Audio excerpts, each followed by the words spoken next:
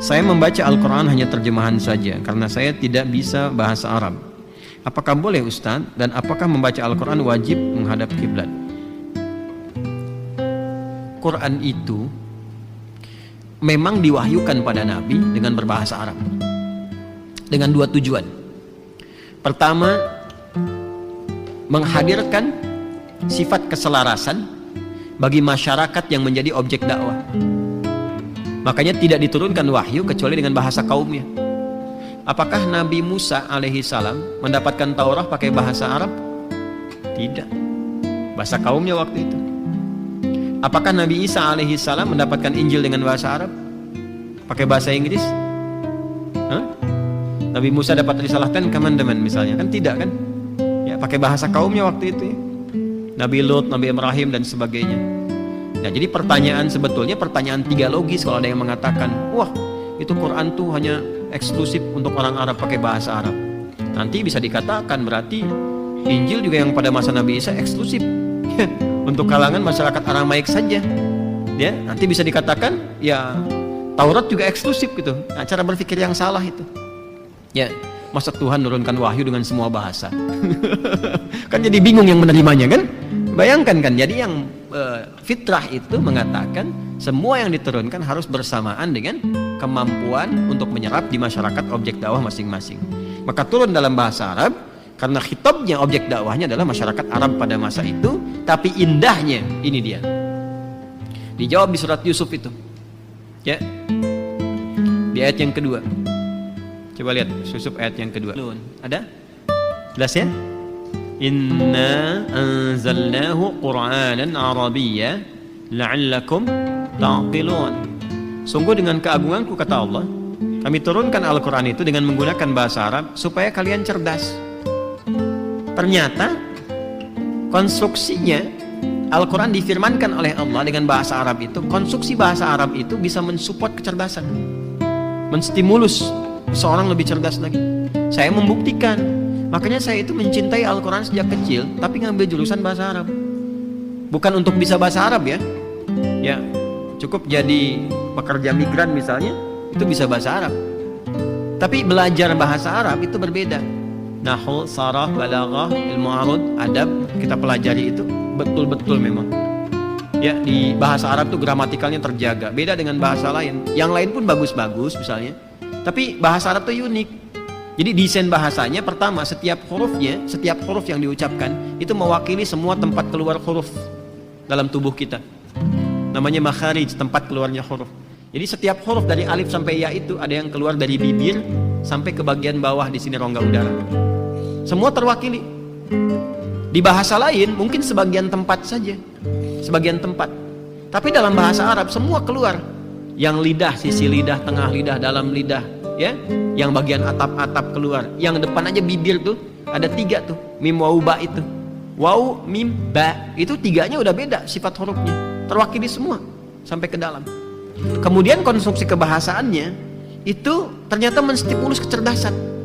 Antum kalau belajar sharaf dipelajari ya, dari konstruksi tasrif fa'ala yaf'ilu fa'ala yaf'alu fa'ala yaf'ulu sampai ke ujungnya fi'il mudhari majhul, itu nanti terbiasa mengkonstruksikan sesuatu cepat. Jadi kalau ada persoalan tuh antum bisa runutkan dengan cepat. Kalau belajar nahwu itu, nahwu kan akhir harakat tuh, apakah a, i, u dan sebagainya huruf, itu memudahkan untuk merangkai sesuatu dengan utuh sampai ke ujungnya. Kalau belajar balaghah itu bisa menerangkan dengan runtut jelas, atau mendesain sesuatu dengan indah sehingga ketika menyampaikan orang diajari nggak terasa seperti digurui. Itu balaghah. Kalau belajar ilmu arud bisa menata syair dan merasakan kenikmatan ya dalam kita membaca Al-Quran. Beda baca surat Ad-Duha ujungnya a itu kalau baca pakai dasar ilmunya itu ke hatinya beda, ke jiwanya lain, terasanya indah. Itulah Quran. Ini supaya cerdas. Dan hebatnya, dahsyatnya karena ini mukjizat, Allah berikan kemudahan kepada semua manusia sifat itu. Karena itu syarat baca Quran walaupun berbahasa Arab bukan bisa bahasa Arab. Karena itu silahkan cek. Banyak orang-orang kita itu yang tidak bisa bahasa Arab, jangankan baca, hafal pun lancar. Dan bukan cuma di Indonesia, India bisa lancar, Cina bisa. Ya, di Indonesia Masya Allah 34 provinsi ditemukan, semua suku bisa berbahasa itu. Ya, artinya bisa membaca Quran walaupun tuturannya bukan bahasa Arab. Saya ini di Arab tinggal di beberapa tempat juga, dan saya mengajar di Arab. Kadang yang saya ajar itu orang Arab. Apakah orang Arab otomatis bisa baca Quran? Belum tentu. Ya, belum tentu. Karena baca Quran itu nggak sama dengan bahasa Arab yang dialek. Itu bahasanya bahasa fasih, ada panjangnya, pendeknya, kan? Ya, dan walaupun mereka kemudian membaca, nggak bisa sembarangan baca, karena kan di Arab juga nggak semua bisa bahasa Arab. Tuh, kaget kan? Ya kan? Kaget dong, gitu. Di Arab nggak semua bisa bahasa Arab. Seperti di Indonesia, nggak semua bisa bahasa Indonesia. Apa kabar Pak? Saya, ujang kumaha. Kan itu.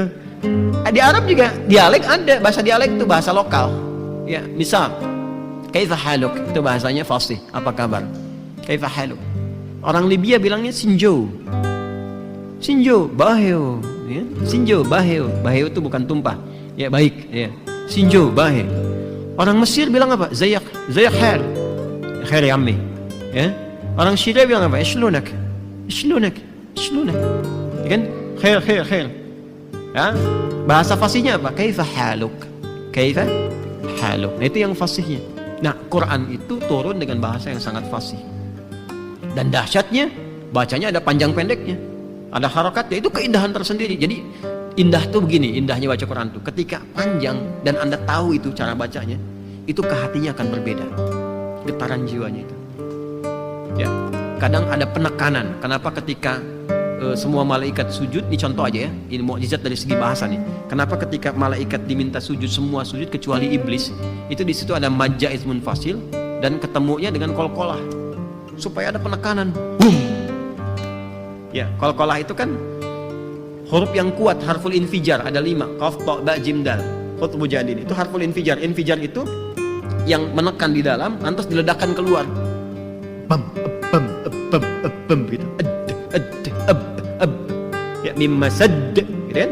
Ada ledakan ke situ. Nah, itu ketika dibaca dengan benar, makanya kalau kita baca Quran itu enak, jiwanya kuat sekali. Ya. Wa idh qulna lil malaikati isjudu li adama fasajadu illa iblis. Ada kecaman di kita itu. Makanya kalau baca begitu tuh. Jadi lahir di kita itu rasa nggak suka sama iblis. Emang harus nggak suka musuh. Itu desainnya tuh. Ya. Makanya kita bisa baca 2 harakat, 4 harakat, tapi ketika menghadapi huruf infijar begitu, kita ngerasa perbedaannya. Di ketika malaikat tuh lembut, makanya dikasih 5 harakat. Mad wajib muttasil, lembut di situ. Jadi jangan ditinggiin bacanya. Wa idh qulna lil enggak enak bacanya. Wa idh qulna lil malaikati, enggak enak. Wa idh qulna lil malaikati. Nah, wa idh qulna lil malaikati isjudu li adama fasajadu. Yang mendayu-dayu pun tetap akan ada penekanan. Fasajadu illa iblis. Tuh, beda kan? Dia ada penekanan di situ. Itu lain, rasanya lain. Ya. Sama ketika kita baca ulaika di ayat 5 itu, kenapa wajib muttasil? Tapi sebelumnya jaiz munfasil. Ya.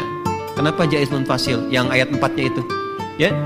Walladzina yu'minuna bima, kan jaiz munfasil tuh, bisa 2, bisa 4, bisa 6 harakat kan? Ya kan? Tapi setelah itu wajib muttasil. Ulaika ala hudan min rabbihim wa ulaika humul muflihun. Itu ada beda. Makanya Quran itu vibrasinya, ya, itu getarannya, gelombangnya kalau benar dibacakan tuh ke hatinya tuh kuat sekali. Itu yang dimaksud Quran surah Al-Anfal ayat 2 itu. Innamal mu'minuna alladzina idza dzukirallahu wajilat qulubuhum wa idza tuliyat 'alaihim ayatuhu zadatuhum imana wa 'ala rabbihim yatawakkalun. Pernah enggak merasakan getaran itu tuh? Ya. Makanya Abu Bakar itu paling kuat, dan kalau ngimamin cenderung nggak mau. Ya, Abu Bakar imam kata Nabi, jangan saya Nabi. Imam, jangan saya Nabi. Ya, saya itu orangnya perasa katanya. Maksudnya apa? Takut nggak lanjut suratnya itu. Jadi kalau dibaca saking merasakannya, ketemu ayat surga bisa nangis gitu ya. Karena kadang merasa pantas nggak masuk ke surga gitu kan. Ketemu ayat neraka makin nangis. Karena takut, udah beramal kok merasa terancam hidupnya gitu kan. Takut nggak sempurna, itu ketawaduan aja di situ. Ya, ini semua cepet nangis gitu. Terus dibela lagi sama Sayyidah Aisyah kan. Ya Rasulullah, bapakku itu kan Abu Bakar, ya itu perasa orangnya gini. Kata Nabi, kalian ini seperti saudaranya Yusuf aja gitu. Maksudnya saling bela satu dengan yang lainnya gitu. Nah itulah keindahannya. Ujung-ujungnya jadi imam juga. Ya, tapi kadang-kadang tertentu gitu, tertentu. Ya. Makanya saya kalau terlalu banyak, enggak. Sedikit gak apa-apa gitu. Teruskan ya. Nah jadi ibu teruskan belajar sambil baca dengan terjemahan, silahkan baca dengan terjemahan, tapi bersamaan dengan itu dampingi dengan belajar baca Qurannya. Ya, dampingi belajar tajwid, dan itu saat belajar pahalanya 2 kali lipat dibanding orang yang telah lancar. Walladzi yatata'ta wa huwa syaqqun 'alaihi falahu ajran. Orang yang mau belajar Quran tulus ikhlas dan masih terbata-bata, ngejanya terbata-bata. Kadang-kadang ada juga yang bukannya terbata-bata. Ada yang terbatu-batu, terkarang-karang. Kalau bata kan masih lunak ya. Batu kan keras gitu, diminta du gitu kan? Ya. Itu kuat, dia berat mengucapkannya. Alif lam mim. Itu Masya Allah. Kata Nabi, dia dapat pahala 2 kali orang lancar. 2 kali orang lancar. Jadi kalau alif lam mim 3 huruf dapat 30 lancar, yang ini dapat 60. Ini pun Anda jangan salah paham dan Anda memutuskan gak lancar aja misalnya. Tidak. Maksudnya itu dinilai oleh Allah. 1, pahala kesungguhan belajarnya. Yang kedua, pahala bacanya. Jelas. Terus yang sudah lancar bagaimana Ustaz? Ma'asyafaratil kiramil bararah. Diiringi oleh malaikat namanya kiramil bararah. Jadi kalau sudah lancar baca Quran, rajin baca, itu ada malaikat yang mendampingi, kiramil bararah. Ya. Cuman nggak ditampakkan, sifatnya gaib. Kalau tampak antum lari gitu. Nah, kiramil bararah itu ada mata metafornya. Kiram itu menjaga kemuliaan, bararah merubah kebaikan. Jadi makanya orang kalau rajin tilawah Quran, rajin baca aja, Ramadan rajin baca, itu kesuksesan interaksi dengan Quran ketika dia berubah jadi orang baik. Makanya kalau ada orang rajin baca Quran, nggak lembut, ada yang salah. Karena ciri khas Quran itu kelembutan. Ciri khas Quran. Kalau ciri khas hadis, hujah, kekuatan hujah, ciri khas hadis. Usul fikih intelektual, makanya orang yang jago usul fikih jago intelektual, merangkai sesuatu, kemudian logikanya itu kuat gitu. Itu usul fikih. Wah, apalagi kalau ahli Quran, ahli hadis, ahli fikih, hujahnya kuat, logikanya tajam, orangnya lembut. Wah, udah itu luar biasa tuh. Ya, makanya belajar dari sekarang. Ya, jangan cepat kaget, gampang kagum, berhenti di situ. Cepat kaget, gampang kagum, dibikin mall baru, kaget, kagum, datang ke situ, cuma lihat aja foto-foto udah gitu. Ya, penyakit itu dikurangi sekarang. Ya, musim sepedaan, titik spot foto, balik lagi, cuma buat update foto aja keluar. Nah, kurangi yang begitu, ambil yang bermanfaat. Manfaat olahraga, setelah itu selesai, kerjakan yang lain lagi. Ya, bawa subuhan dan seterusnya. Jadi itu ya, silahkan sambil dibaca, sambil berusaha belajar juga. Kemudian apakah wajib menghadap kiblat? Tidak, itu adab. Adab. Imam An-Nawawi menyebutkan itu dalam kitabnya At-Tibyan fi Adab Hamalatil Quran. Di antara adab membaca Al-Quran itu menghadap kiblat dan disunahkan berwudu. Jadi nggak wudu pun sah baca Qurannya, berpahala, tapi akan lebih mulia bila punya wudu. Nah, kalau tidak punya wudu ya berwudu, karena wudu nggak bisa di-share. Share dong wudunya dikit deh buat baca Quran, nggak bisa, harus wudu sendiri. Wudu. Setelah itu salat sunnah, wudu kalau mampu dilakukan 2 rakaat. Itu kebiasaannya Bilal bin Rabah radhiyallahu taala anhu.